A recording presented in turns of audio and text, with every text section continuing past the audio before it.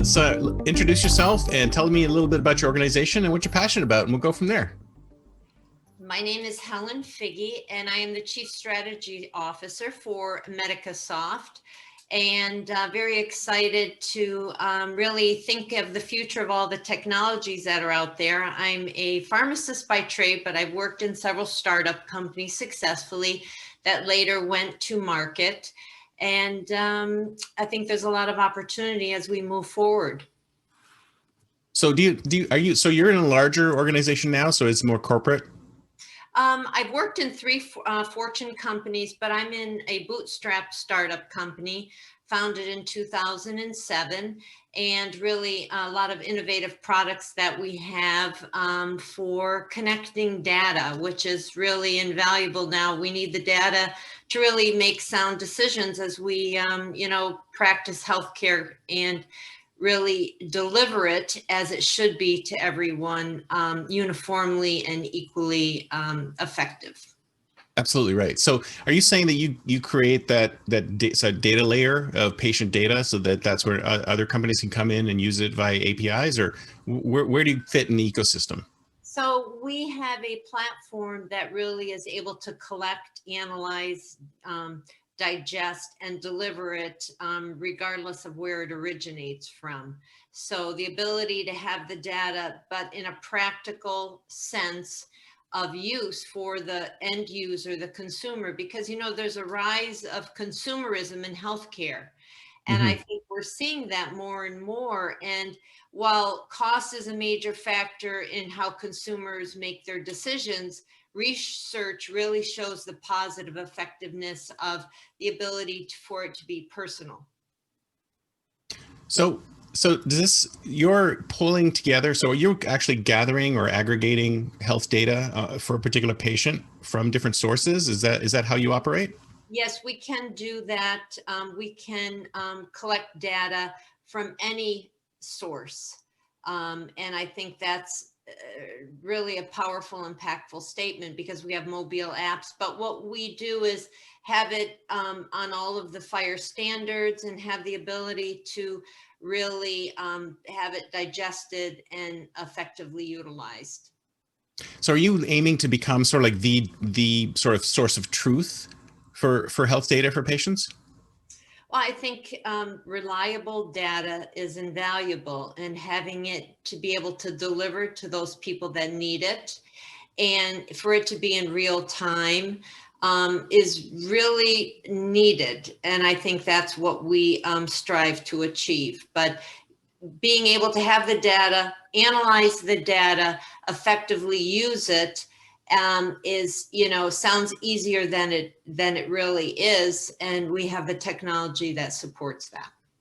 Well, you have the data is basically scattered everywhere, right? It's all over the place in different databases elsewhere. So how does somebody subscribe to you? Or let's say I'm an independent office. Do I just sort of sign up to you and you guys take care of all my data and then it's shared amongst all of your customers? How does that work? Well, we have customers that are, providers. We have a platform.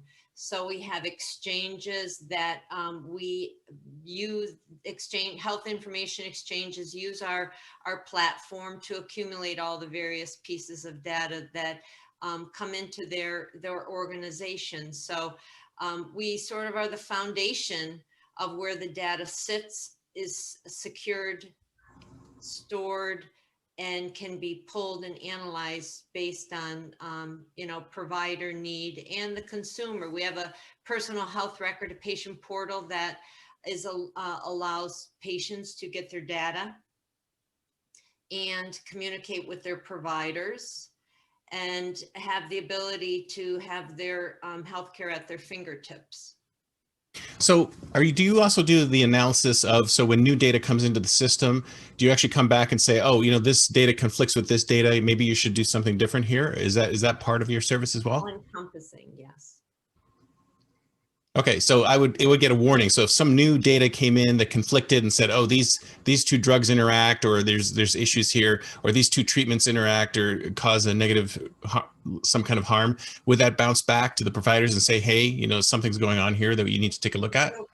In real time, we're able to direct and provide the ability for providers, individuals, consumers to be able to see that, really depending who's using what in our solution repertoire. We have a platform that's fire standards based. We have been fire standards since 2007 on the onset, but we have a patient portal, a personal health record that's used in many states. So with analytics compiled in both. So very exciting for our organization.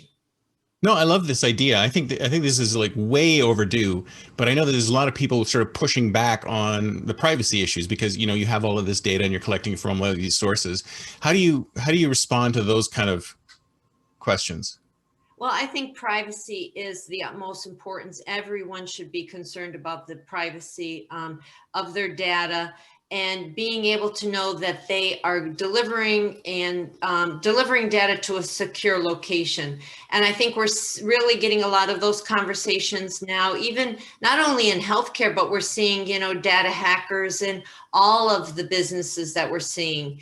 And I think that having checks and balances within the technology itself is very powerful. So I definitely think that privacy is probably the utmost in things that we garner as sacred.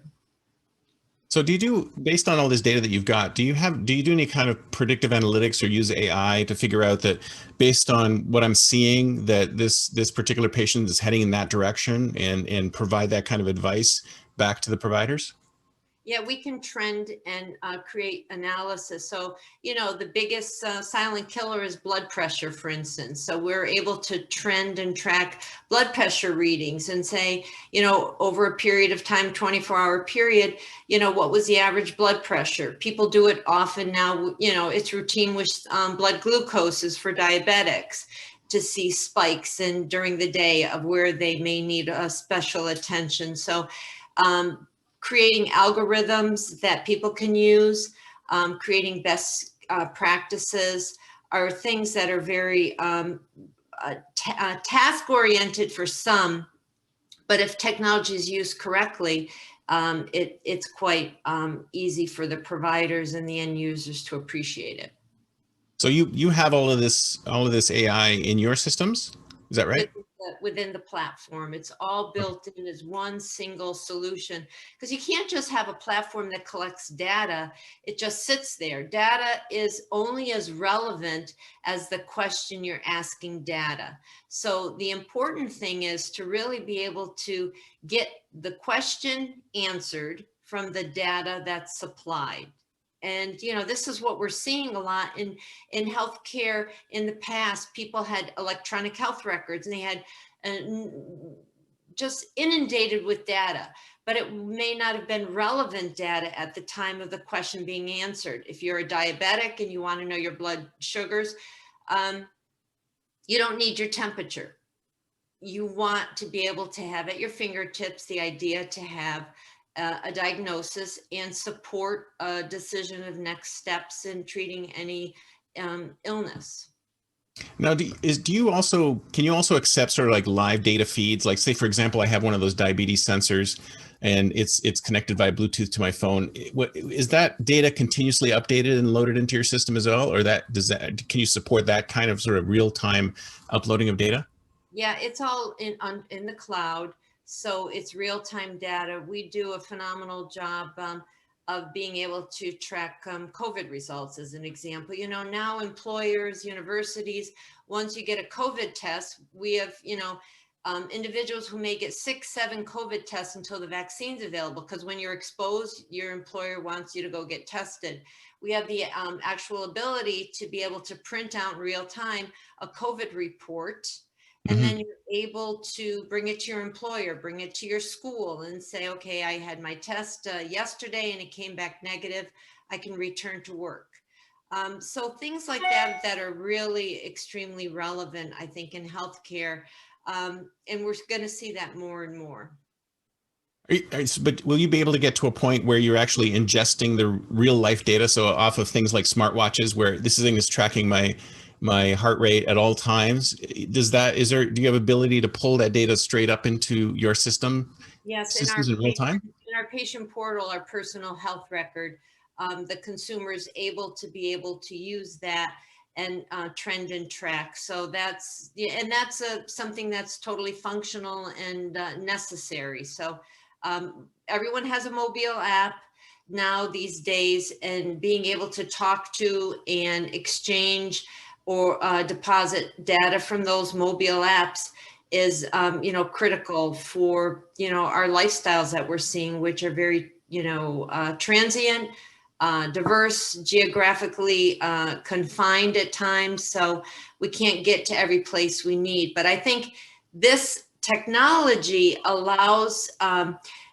balancing the delivery of healthcare.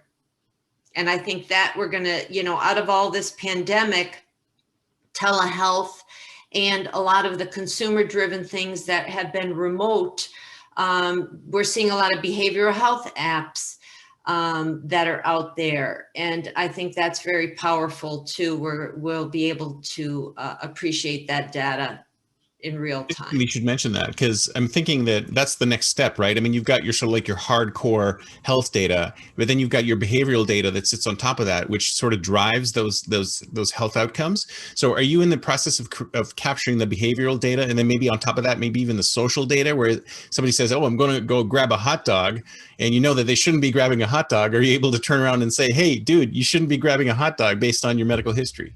Yeah, that's the interaction that technology has with the consumer. And I think that's the wave of the future. And those are things that I think, for a sustainable business model, you're going to need those type of executionable steps for any technology in order for it to survive. But we're seeing a huge amount of behavioral health that's influxing into healthcare now, just because of the isolation, the anxiety, all those factors that once were able to be worked through if you were able to get outside, but many people have been hindered by that, and we're seeing a rise in behavioral health for sure. But data is data, and I think if you have a practical approach to accumulating it, storing it securely, analyzing it, and answering the question that you're asking of your data, that is powerful. Right. So do you have the ability to sort of dig into all of that data and then do that kind of analysis, which then bounces back like the change of behavior? Like you could say like, okay, you should be changing your behavior and doing this or that. Like if you did have the behavioral data, would you be able to actually make recommendations on behavior change? I think technology, if it works correctly, is able to be asked any amount of questions. So behaviorally, if what you're eating, should you be moving more? Trending, people who walk with a dog are healthier than those that don't walk or own a dog. All these type of studies that are out there, data can really create new possibilities in healthcare because it gives us patterns. Data is all about patterns. And the more patterns you see in certain groups of data, the more you can make sound decisions. And I think we're going to be seeing that more and more. But, our company is very focused on securing data, making it effective for the provider, for the consumer, and creating a better way of life and creating positive lifestyle. If there's changes needed to be made, look at the data, the relevant data. And I keep using the word relevant data because providers, clinicians, consumers, there's so much data out there. You're in data overload. And so when do you get to the point where, I don't want to be reminded I have diabetes, okay, I have to do my blood sugar 6 times a day. Sometimes that is just one of those things that maybe I just don't want to remind myself that I have it, but I need to take care of it. So data is there when you need it. Absolutely. So have you been able to, since you've been able to aggregate all of this data from all these different patients all over the place, have you been able to discover any new patterns or signals in that, look, certain types of behaviors drive certain types of health outcomes? Well, I think what you can do is look at any question and look at the data. I think, I was always intrigued during the COVID pandemic that we're, occurring now. In the beginning, it would have been great to have some technologies and electronic health records as an example, to be able to say, what's the trend here? Are people more prone to the COVID virus because they're over their ideal body weight? Do they have blood sugar issues? Do they have blood pressure issues? Trending the data up front early on may have possibly prevented, some other issues that, we saw. But they're starting to see now, obesity.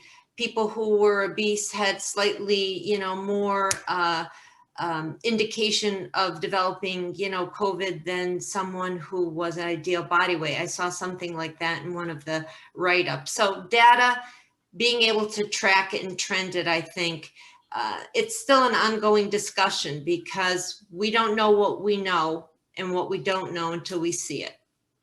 Yeah, because you might have been able to see that obesity contributed to it, so there could have been targeted lockdowns. I mean, it seems funny, but they could have said, okay, if you're more than 20 pounds overweight, stay at home. But if you're not, but that could conceivably been something that came out of the data, right? Yeah, and that's where I think collecting data is great.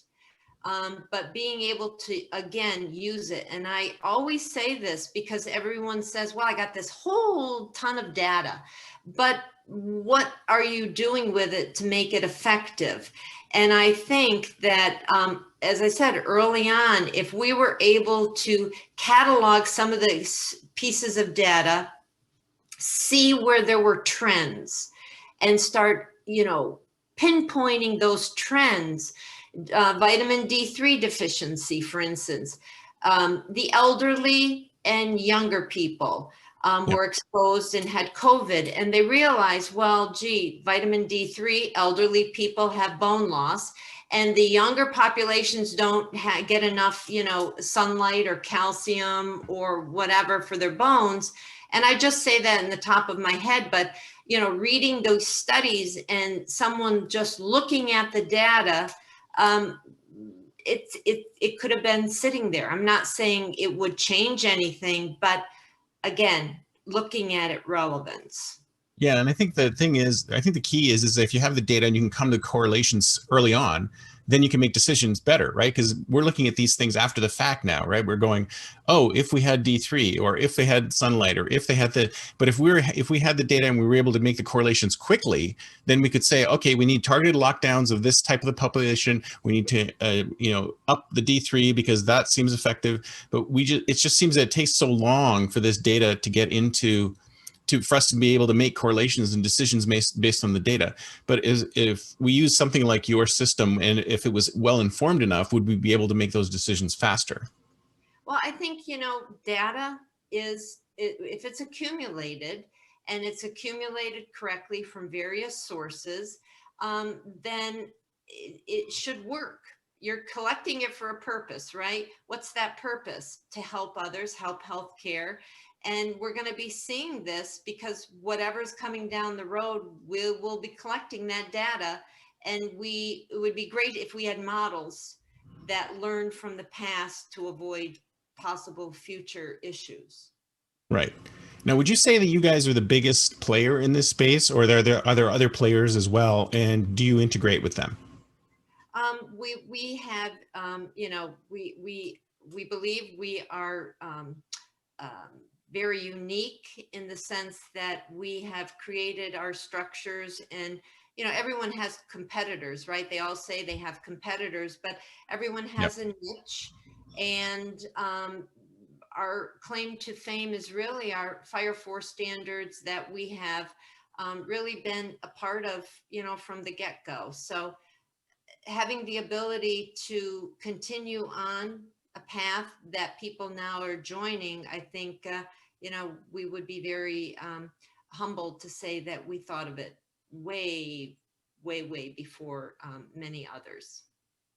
Right. So would it be accurate to say that you sort of integrate these systems? So I have Stanford over here and I have Palo Alto over here, and these are two completely separate systems. And then you act as the middleman who can sort of have those systems communicate with each other. So if I'm a Palo Alto patient and I go to Stanford, they're able to access my records and vice versa. Yeah, and that's what we supply.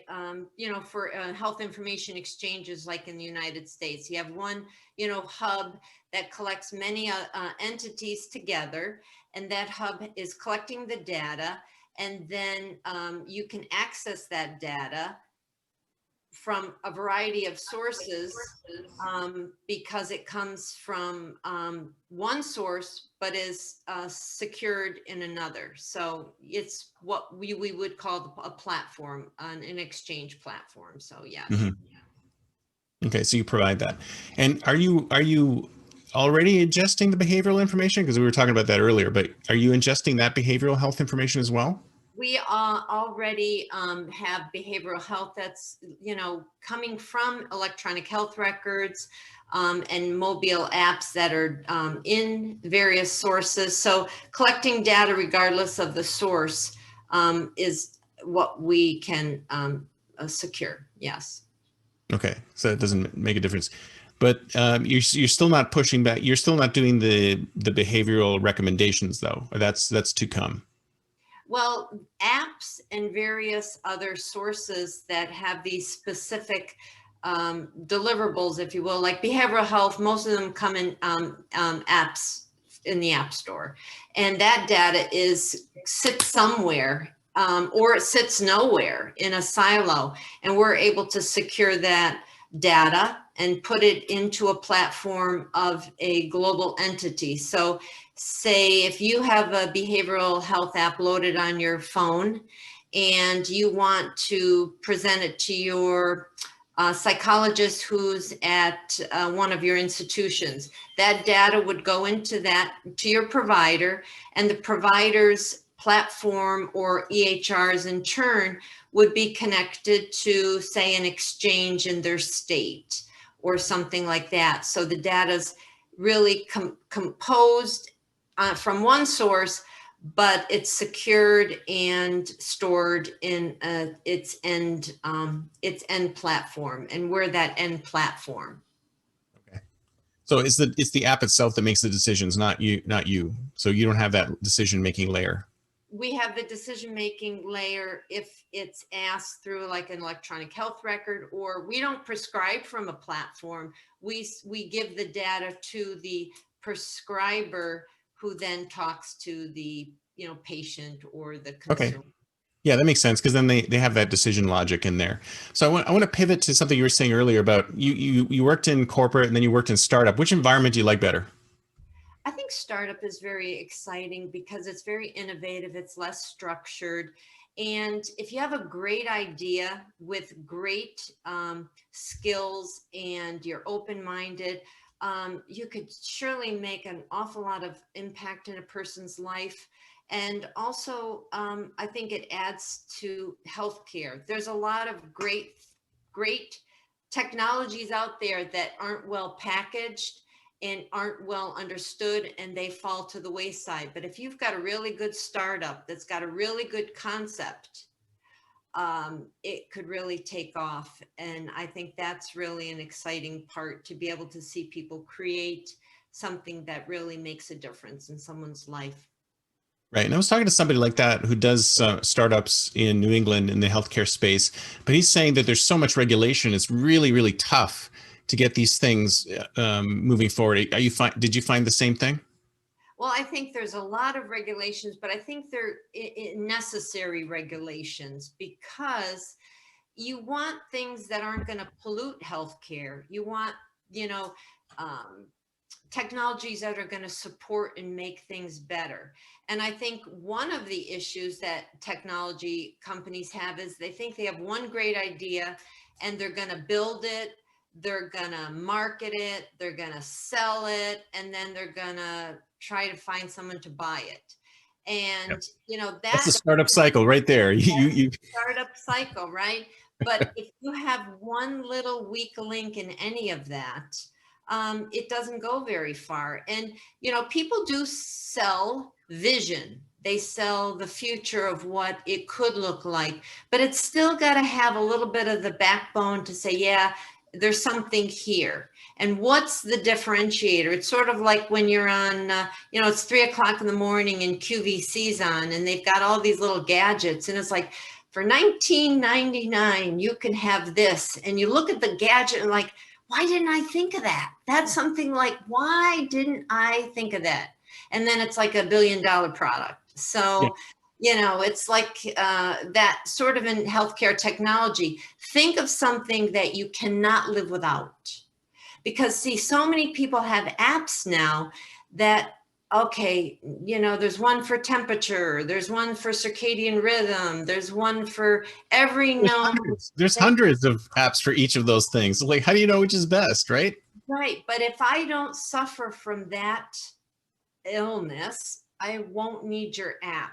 And if you look at the behavioral health apps today, there's so many of them because people go to one app, then they switch to the other because they don't like this. And it's the consumerism, it's the personalized care and relationship with the provider that grows a technology. It's different now because healthcare is consumer-based as it always should be. Yeah. So when you say consumer-based healthcare versus non-consumer-based, what exactly do you mean? How do you define that? Well, I think consumers are, you know, you have to know who the consumer is. What I'm looking for in a provider or a technology may be something completely different than what you are looking for. But research shows that positive experiences, personalized care and relationships with providers, really grow a technology in their importance. And these factors have become even more profound than even, you know, end results. We would always be concerned in the past of people saying, okay, I just want the answer. I don't care how I get it. But now that delivery is even as important as the end result. And we're seeing this more and more because of the coronavirus exposure. The extra personal touch is really, I think, making it a difference. And these people who have these technologies are really going to have to build that into the technology. But digital tools are not just about technology. It's about the consumer's experience.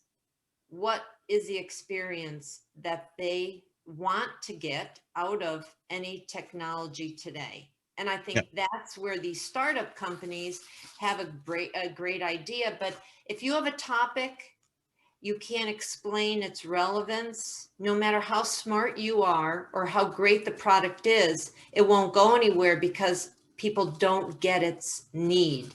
And the output of any technology is just as important as the success of its concept. Yeah, absolutely. So you're thinking that it sounds like the pendulum is swinging in the other direction, is that more people want to be involved, like very involved in their healthcare decisions, as opposed to before where it was people are like, oh, I don't really know anything. I'm going to trust my doctor. I'm going to trust the provider. But now it's more like, I really want to know what's going on. I really want to know how how to get better myself. So I want more agency in my healthcare decisions. Do you see it's moving in that direction more? Yeah, I think there's definitely brand loyalty. If you look at models like CVS and Amazon, they did a lot of probably studies to understand their client base, you know, what they needed. They wanted swift, fast service, convenient service. They wanted innovation that was constantly, you know, at everyone's fingertips. And that's really, we're seeing that in healthcare. We want the answer. We want it now. We want it correct. And we want it presented in a nice way.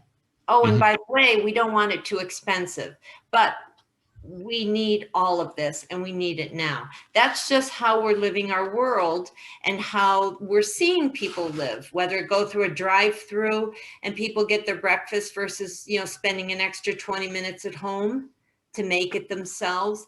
I want it now. I want it fast. I want it right. Oh, and I want it to look very, you know, aesthetically pleasing. So Oh yeah, that's a aesthetically big pleasing is very factor important. of It healthcare, almost papers right? over everything, right? Right?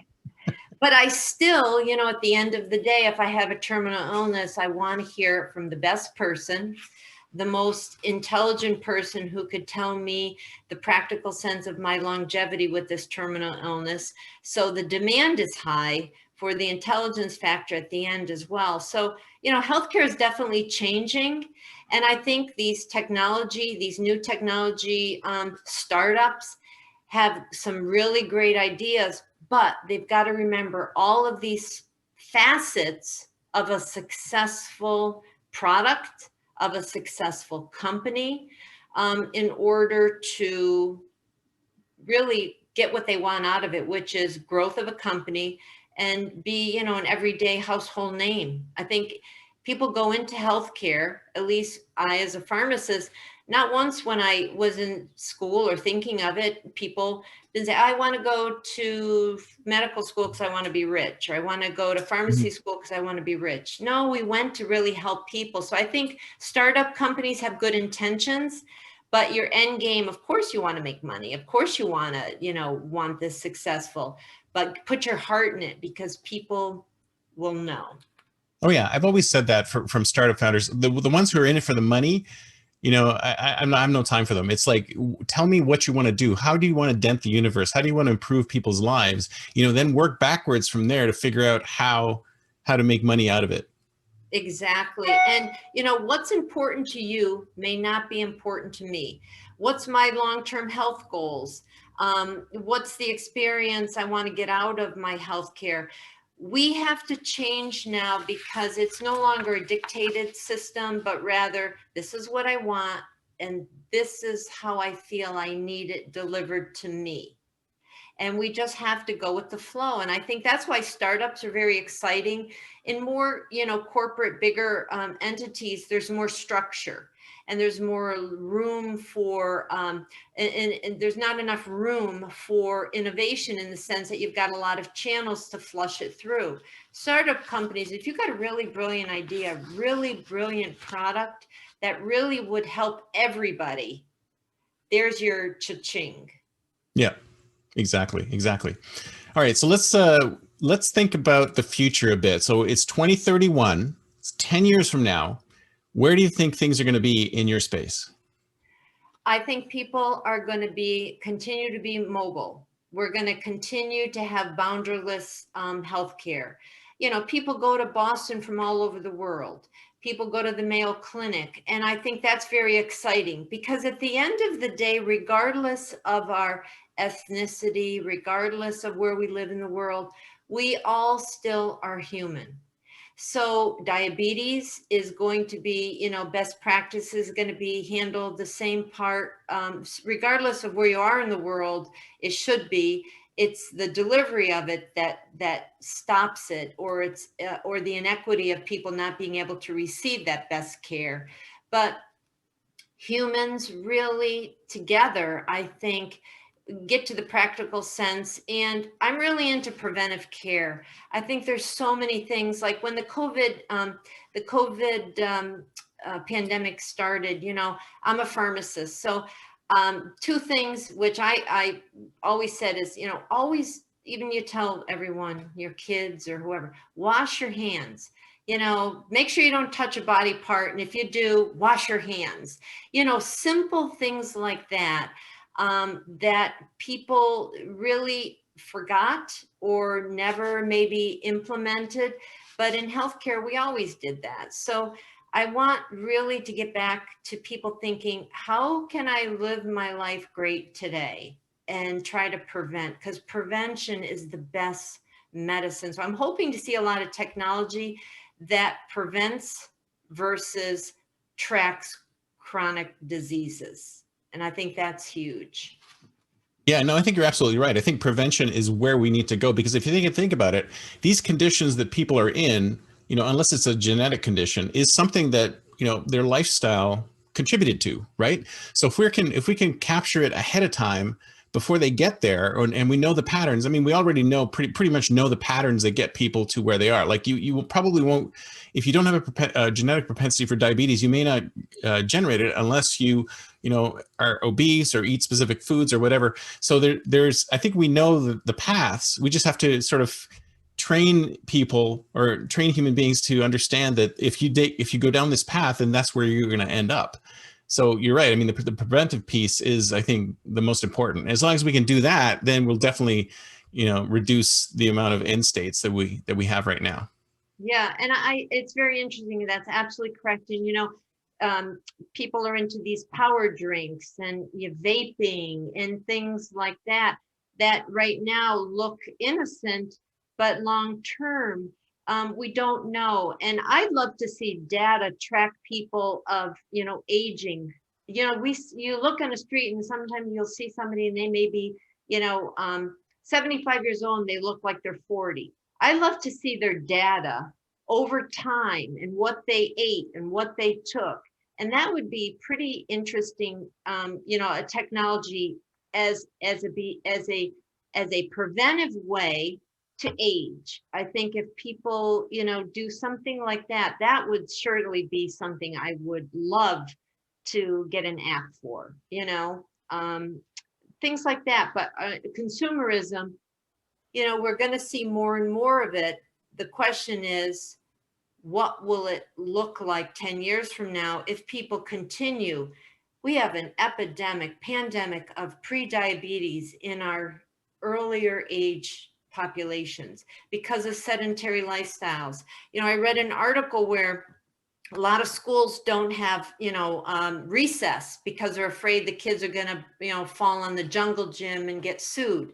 So we have created such a sedentary lifestyle.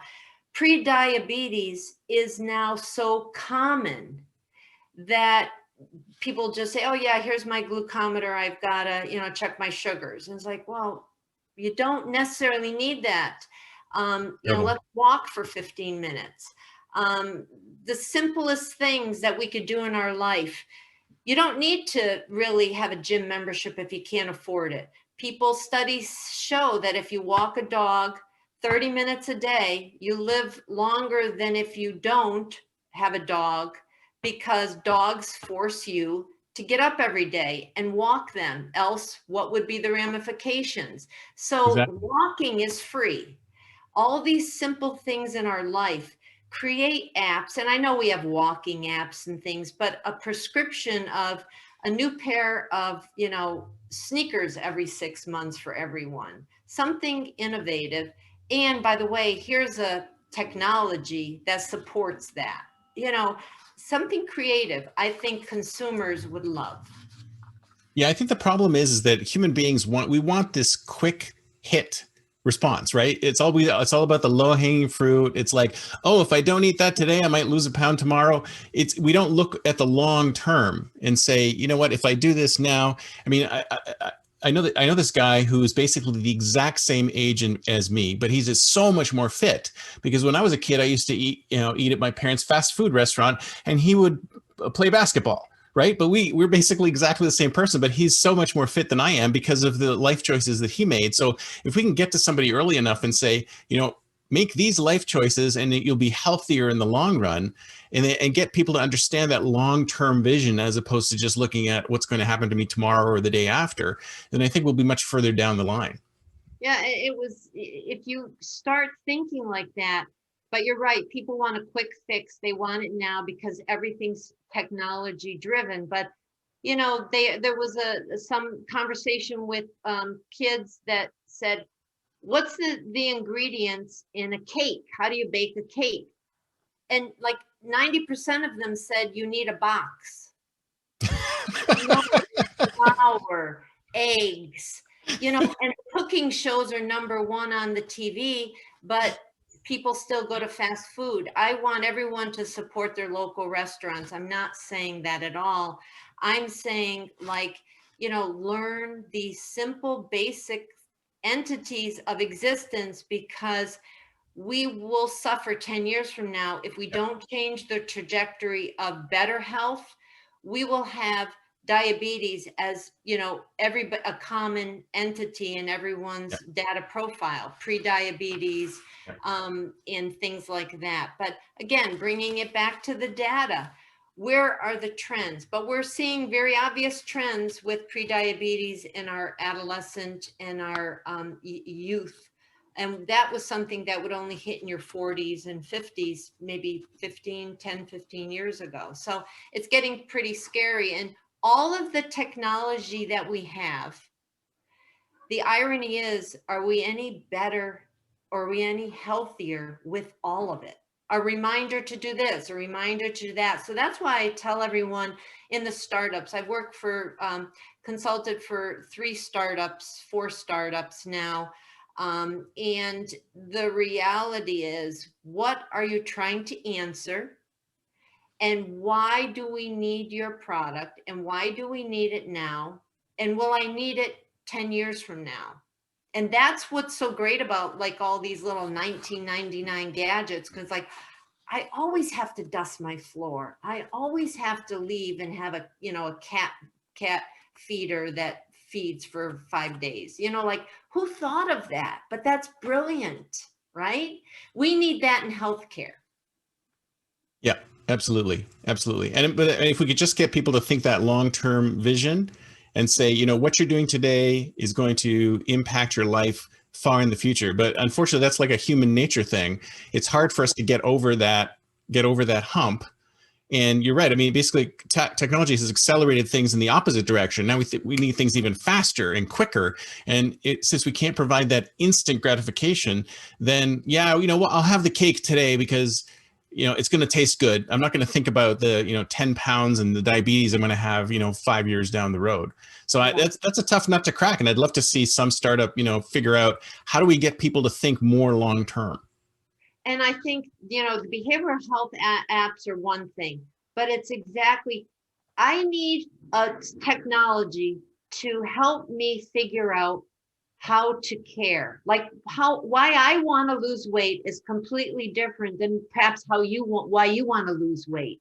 We need something that gets into a person's own persona to figure out how they tick. Then you can understand, you can tell someone, gee, if you continue on your pre-diabetes route that you have now, your elevated sugars that are slightly abnormal, if you continue, you're going to end up on dialysis.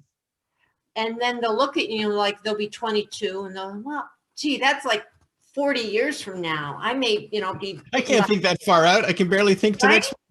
Right. So even I'm an executive in residence at the Mass College of Pharmacy, Health Science University in Boston. And I tell the students, I'm like, think ahead of where you want to be, because there's 2 things that never change. We all age the same time, and we may age and look differently, but we can't stop that clock in the aging process as humans. And how we live our lives is only up to you. And that's why I say, regardless of where you are in the world, we all are born, we all die, and we all age in the same time frame as everyone else. So there's data right there. And I think at the end, technology is supposed to support data. Technology is something that we have so much of data information that we can't put it on paper. So we need to accumulate it. Jeepers, we got an awful lot of data right now. And now we got to start using it effectively. What I'd love to see is an app which takes all of your current behavioral data, extrapolates it out 10, 15, 20 years, and actually creates a video of you in the future, showing you where you're going to be or how you're going to be, what you're going to be like, continuing that path. Because I think that will really hit home to people. It's like, that's going to be me if I keep doing that. Because I think we just have to continuously hammer people with these images of where they're going to be in the future if they continue down the path before they can change. Because it's almost like, people don't change unless there's a crisis. I mean, this is what happened with COVID, right? There's a crisis and people started working from home. We've been able to work from home for 20 plus years, but we haven't been doing it because of COVID, because we didn't really have a crisis driving us to do that. So it's almost like if there's no crisis in people's lives, then they're not going to change. So is there any way around that? Well, I think you have to add to that technology to get into someone's head of why they care. And I say that, and I don't know how to put that into words of, but what drives me to be successful or drive someone else to be successful, or why I, exercise and why someone else exercises. It's the consistency that is needed to sustain a good lifestyle and health. But that's where people fall off, because we have all of these Apple Watches. I've had diabetic patients who have actually shut off their Apple Watches and things like, oh, I'm going out to dinner. Really? I don't want the beep. Why? Because it was reminding them to check their blood sugar, or what was it? I'm going to shut it off because I have a special occasion. And it's like, okay, so people work around that. And so we got to get into someone's mind to say, how can we get you to understand this is relevant for you? Because people think you remember when you're in your 20s, you're invincible. It's like, hey, if I hit 40, I'm lucky, right? And so time does not matter as much as probably as you get in your life cycle. And I think we've got to take all of that into account. How do you do that? And that's the billion-dollar question in healthcare. We are no more healthier now than we were without all of the technology to remind us how unhealthy we are. Yeah, it seems to me that no matter our technological progress in whatever area, we always seem to be exactly where we were, right? We're not doing any less work. We have no more vacation. We're not any healthier. It's Right. like, it's almost like our lives sort of don't really change. No matter how much technology we apply, our lives generally remain about the same. I think they did that in the happiness quotient too, right? I mean, if people are a certain level of happy, they get positive news or negative news, they still sort of like level out to that same level of happiness. So I guess it's the same, like no matter what technology, we need to figure out some way of using technology to sort of break people out of the, your behaviors, you have to change your behaviors. Right. Exactly. Otherwise you're going to get those outcomes, right? And eventually we're going to get tired of all the technology. I tell people, I don't need somebody to tell me how many steps I took. I just have my dog and I know, like, okay, I've got, like, I always go this path because I always see Joe with his dog over here, Mary with her dog, and it's a social thing. But I'm very much into rescuing animals from shelters and things. I encourage everyone, if they want the best exercise, get a dog from a shelter, and it will be your best buddy, your best healthcare companion, because they never complain, they never talk back. You can moan to them, but they force you because they got to go outside. And I tell you, it's those simple things, Chris, that really it's sustainable in your life. I've been walking a dog, ever since I was born, I had a dog. But on a long day, I tell everyone, I leave my phone, I leave all of my technology, I put my hat on, and I just go walk with my dog. And I could talk to myself, so I don't need an app. And he just sits there and walks, and he looks up, he looks down, we keep going. And that is sustainable. I can be anywhere with that, and it's free in the same place. So technology, getting back to, full circle, the more intricate, the more in a minutia that it is, the less likely it will be, here 5 years from now. And that's the mistake startups make. They're like, I got this thing, it's perfect. We're going to market it, we're going to package it up, and we're going to try to sell it to some big conglomerate. But in 2 years, you still need people using it. You still need success stories. You still need relevance. You can't show that. Don't bother investing in it. Don't bother trying it, because you're going to get very discouraged, and it doesn't add anything. And I think if we could get people who stop doing that and get more quality, versus quantity to the market, maybe the technology, will level off and we'll say, okay, this is good. Let's keep this and let's focus. But people keep throwing things and, confusing. And that's what I'm seeing as well in technology, unfortunately. Yeah, that's a lot of, I think it's a lot of experimentation, but I love the concept of the dog, but maybe there's some way we can turn it into an app. So, those Tamagotchis that people have to take care of, right? If we could just sort of put a step tracker or a walking device on the Tamagotchi. So you have to walk your Tamagotchi around the block a number of times before it dies. And then if you have like real life consequences, if it dies, then maybe that will drive people to be more healthy. I don't know. But it's a motivator, right? Yeah. And find your motivator that really will be for you. And what motivates you may not motivate me. And that's the thing, like the obesity today, all of the diet programs, it's billions and billions of dollars everywhere. And it's people lose weight, they gain weight, lose weight, because it's not sustainable. And then we have people who are in the healthcare arena, consumers who have those added burdens. We are all affected by people who don't care, meaning if they're not taking care of themselves, we can't force anyone. It's got to be something inborn, but we all pay the price with higher premiums and things like that. So, we all should care for each other and all give people ideas. So like I said, some brilliant company would, hook up with the Humane Society of the United States, and for every diabetic who was able to have a dog, and something unique, a marketing twist that would help some of these startup apps and things like that. Or that's a damn good idea. Someone out there should pick this up and create a startup for that. That's fantastic. I love it. It would save your life and save theirs, because I can tell you many diabetics and pre-diabetics that I ran into, and I told them the story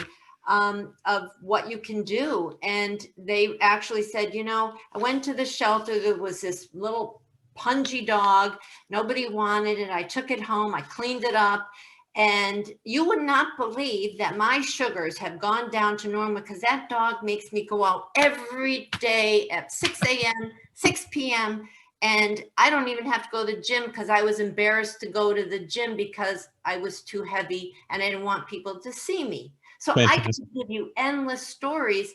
So technology doesn't have to be full of brainiacs. It could be full of passionate people wanting to help others. And I would surely invest in something like that, because it's got the heart thing added to it.